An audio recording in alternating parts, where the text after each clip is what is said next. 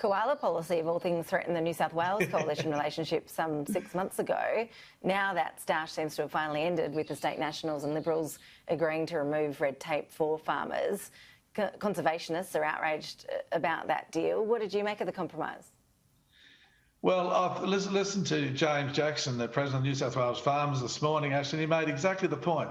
We have a lot of koalas, Nancy and I have a lot of koalas here on our farm out of Inverell. They're very safe. We graze the country. The fuel levels don't get up high to threaten those koalas.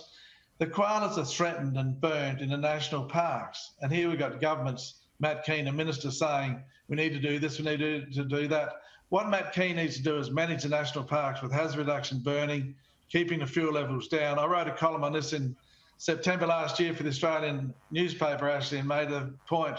You can blame climate change, you can blame this, you can blame that, you can blame the drought.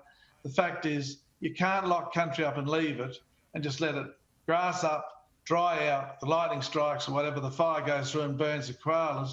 This is where we're falling down big time. And I'm pleased that John Barilaro has excluded farmers with this whole new policy, what we're hearing in the media today, because the koalas are actually safe on our properties. We look after them. Even during summertime and hot months, my wife goes and I help her put bowls of water under the trees if it's really hot with the koalas around the house here when they're some distance from the creek. We look after them, we love them, we're proud of them, but the government needs to look after national parks. That's where the big threat is, national parks and wilderness areas for the koalas, where the country is not managed and grass is up and severe fires occur.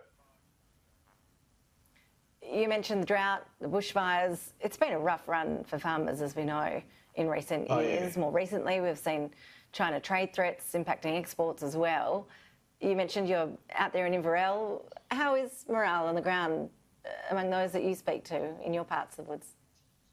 Ashley, probably the best I've seen it in my life. Usually when you're on the land and I'm a fifth generation farmer, one commodity is good and the rest are a disaster.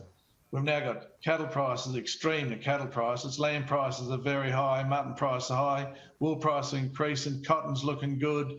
The grain price we held up with a huge year, big year in most areas. There's still some drought-affected areas in Queensland, especially suffering badly in Western New South Wales. Out in the pastoral country, still some dry spots. But the land has recovered tremendously from the 2019 drought. And the future's looking brilliant on the land. The commodity prices are good, even with China snubbing us on many issues. The exchange rate, Australian dollar, getting a bit high in my book. The prices are held up well. I think the future of life on the land in Australia is very, very strong, looking very good, Ashley. Good to end on that positive note. Former National Senator John Williams, good to have you on again. Thanks. Good to be with you, Ashley. Thank you.